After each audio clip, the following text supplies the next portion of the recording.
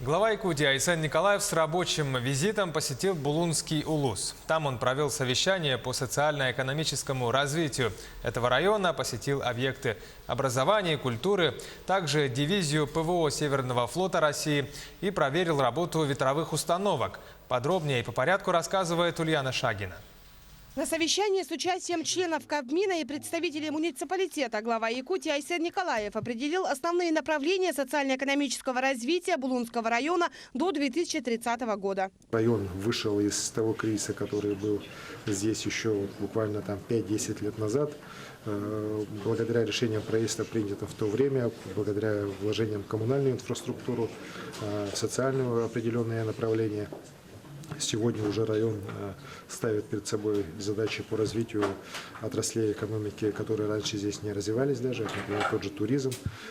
Сегодня с появлением военных появляется здесь возможность сбыта местной продукции. С начала этого года части противовоздушной обороны встали на защиту северных рубежей. Главе Якутии показали новое соединение, предназначенное для обеспечения воздушного пространства над Северным морским путем. Специально для военнослужащих в Тиксе появился современный блочно-модульный городок, состоящий из 11 объектов. Будет значительное увеличение военнослужащих, членов их семей.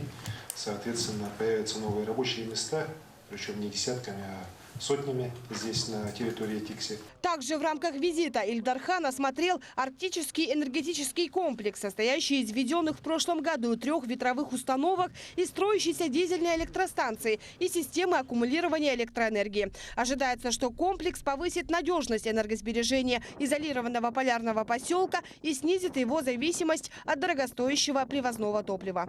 Оборудование завезено все равно сейчас проходит подготовку.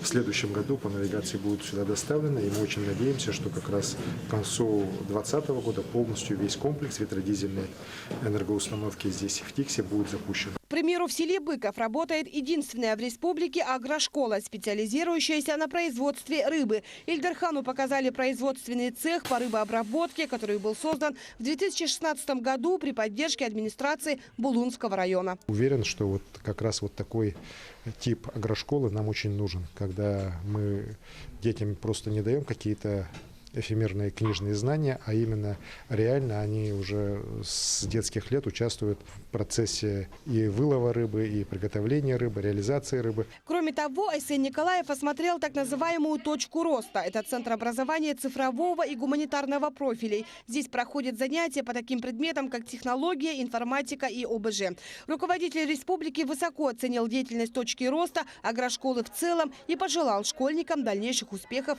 в учебном процессе. Ульяна Шагина, Григорий Хлопков, Тикси.